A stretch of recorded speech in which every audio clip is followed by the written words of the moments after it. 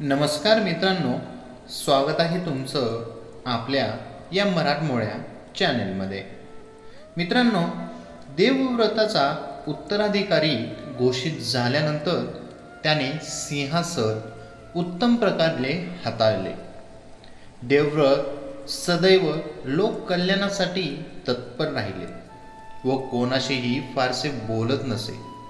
देवव्रत आपल्या वडिलांना जास्तीत जास्त आनंदी ठेवण्याचा प्रयत्न करत असे.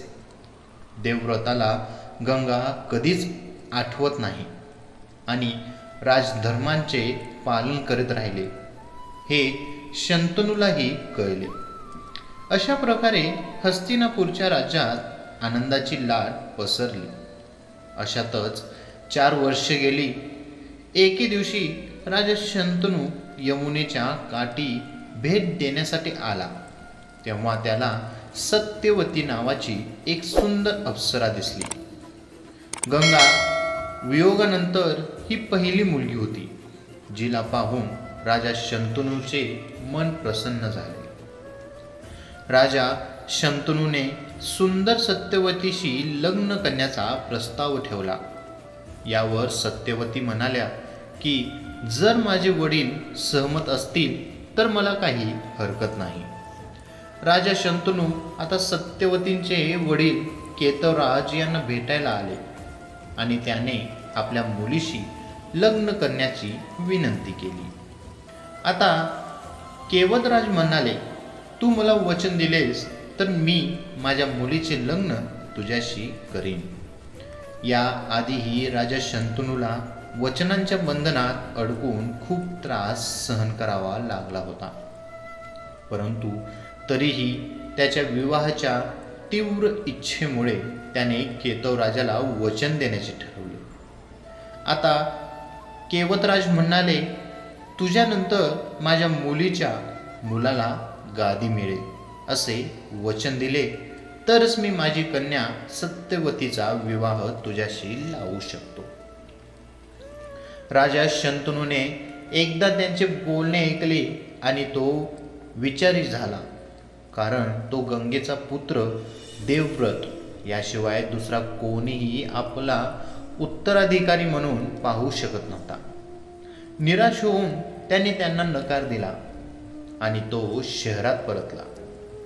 राजा शंतनू नगरात परतल्यानंतरही त्याचे मन उद्विग्न झाले होते. जेव्हा देवव्रताने राजा शंतनूला दुःखी पाहिले तेव्हा त्याने त्याच्या दुःखाचे कारण विचारले.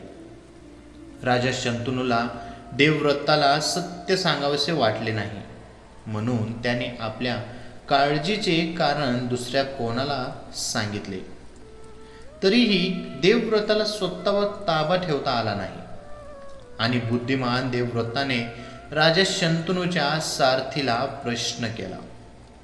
सारथीने सर्व घटना देवव्रताला सांगितली की तो कसा सत्यवतीच्या प्रेमात पडला आणि सत्यवतीच्या वडिलांकडे लग्नाचा प्रस्ताव घेऊन गेला आणि केवतराजाने म्हणणे ऐकून त्यांनी नकार दिला.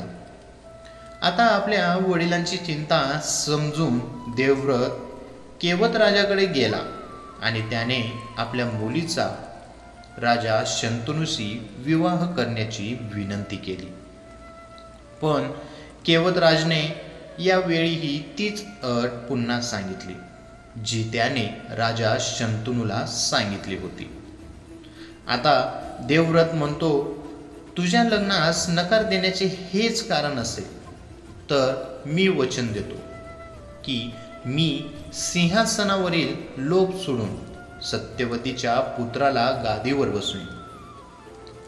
देवव्रताने सिंहासनाचा त्याग करूनही केवतराज समाधानी झाले नाहीत आणि म्हणाले, मला तुमच्या शब्दाचा आदर आहे आणि मला पूर्ण विश्वास आहे की कुरुवंश शब्दासाठी आपला जीव देखील देऊ शकतो. परंतु मी तुमच्या वंशजावर विश्वास कसा ठेवू?